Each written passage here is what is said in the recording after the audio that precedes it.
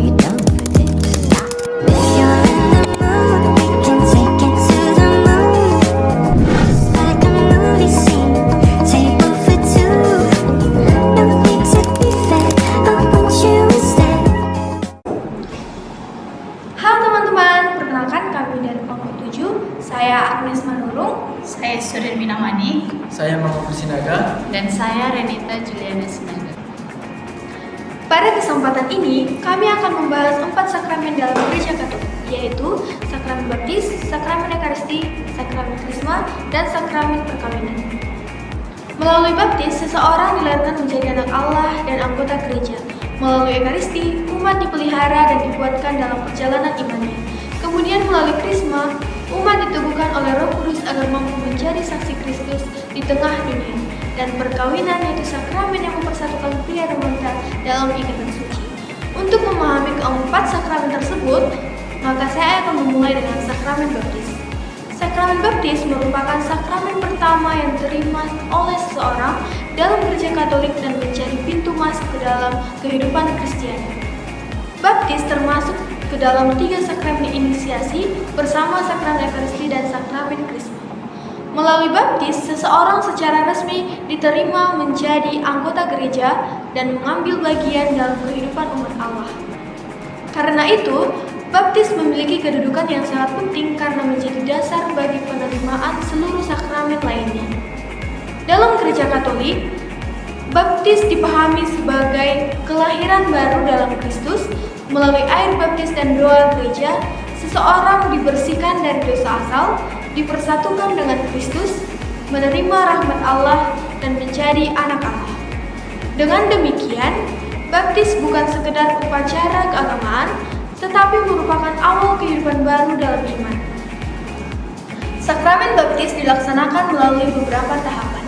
Yang pertama, pembinaan iman. Calon baptis atau orang tua calon baptis terlebih dahulu mendapatkan katekese agar memahami makna baptisan dan tanggung jawab hidup beriman. Yang kedua, melengkapi persyaratan administrasi.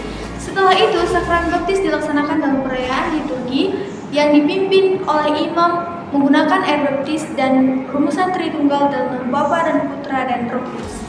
Jika melalui baptis seseorang masuk menjadi anggota gereja dan memulai hidup baru sebagai anak Allah, maka perjalanan iman tersebut perlu dipelihara dan dikuatkan.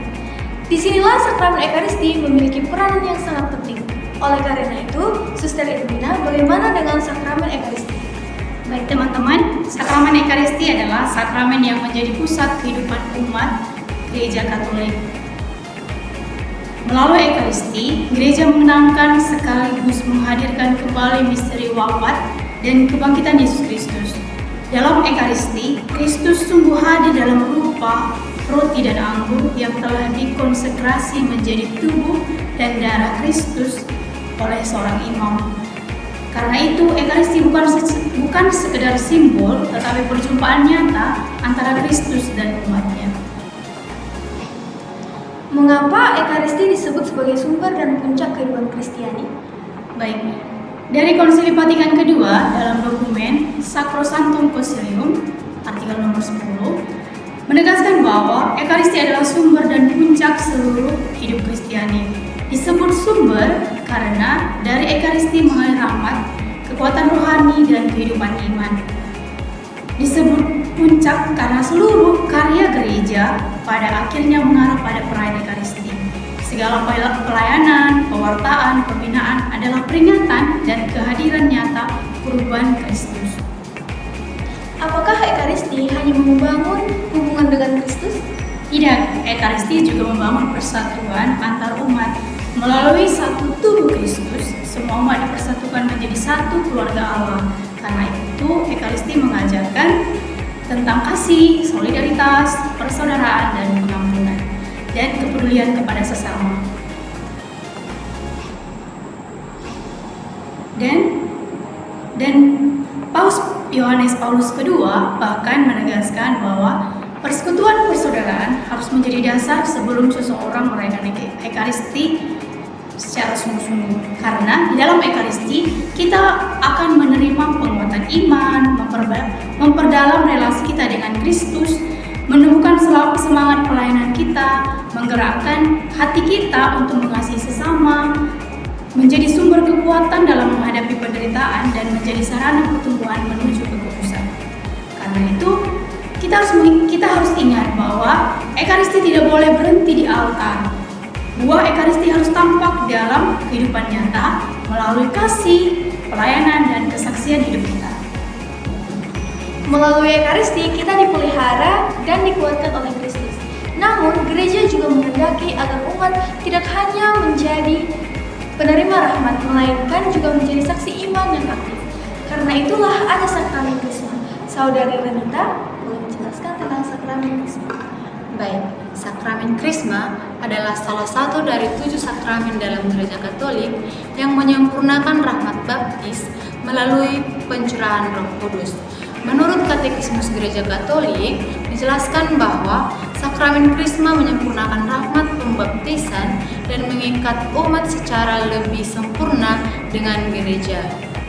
Melalui sakramen ini, umat mengambil bagian dalam 3 tugas Kristus, yaitu imam, nabi, dan raja. Karena itulah penerima Krisma dipanggil untuk menjadi pribadi yang aktif dalam kehidupan gereja dan masyarakat. Adapun beberapa simbol, yaitu 1. Penumpangan tangan yang melambangkan pencurahan Roh Kudus. Yang kedua, pengurapan minyak Krisma yang melambangkan penguatan dan pengudusan. Dan yang ketiga, tanda salib di dahi yang menunjukkan bahwa seseorang menjadi milik Kristus. Terima kasih atas penjelasannya. Melalui sakramen baptis, kita dilahirkan kembali sebagai anak Allah. Melalui Ekaristi, kita dipelihara oleh Kristus. Melalui Krisma, kita diteguhkan oleh Roh Kudus untuk menjadi saksi iman. Namun, gereja juga menguruskan panggilan hidup manusia, termasuk panggilan untuk membangun keluarga.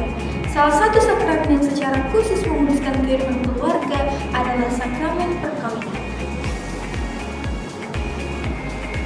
Baik teman-teman, jadi sakramen perkawinan ini adalah perjanjian suci antara seorang pria dan seorang wanita yang dipersatukan oleh Allah untuk membentuk persekutuan hidup dan kasih yang tetap serta tidak terceraikan. Menurut Katekismus Gereja Katolik artikel 1601, perkawinan merupakan perjanjian yang ditetapkan Allah sendiri dan diangkat oleh Kristus menjadi sakramen. Melalui sakramen ini, pasangan suami istri menerima rahmat khusus untuk membangun keluarga Kristiani. Bagaimana pelaksanaan dan pendampingan sakramen perkawinan di paroki? Jadi sebelum menerima sakramen perkawinan, pasangan calon suami istri terlebih dahulu mengikuti kursus persiapan perkawinan atau pembekalan pernikahan.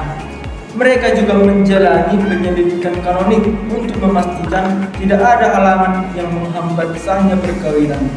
Setiap paroki memberikan pendampingan agar pasangan memahami makna perkawinan Katolik, tanggung jawab sebagai suami dan istri, pendidikan iman anak, komunikasi keluarga, dan pentingnya kesetiaan. Pendampingan ini bahkan berlanjut setelah pasangan menikah melalui berbagai kegiatan pastoral keluarga. Sakramen perkawinan menjadi dasar terbentuknya keluarga Kristiani. Melalui rahmat sakramen ini, pasangan dibantu untuk hidup dalam kasih, kesetiaan, pengampunan, dan tanggung jawab.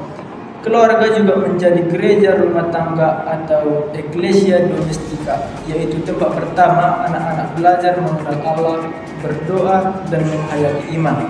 Karena itu, keluarga memiliki beberapa peran yang sangat penting dalam kehidupan gereja.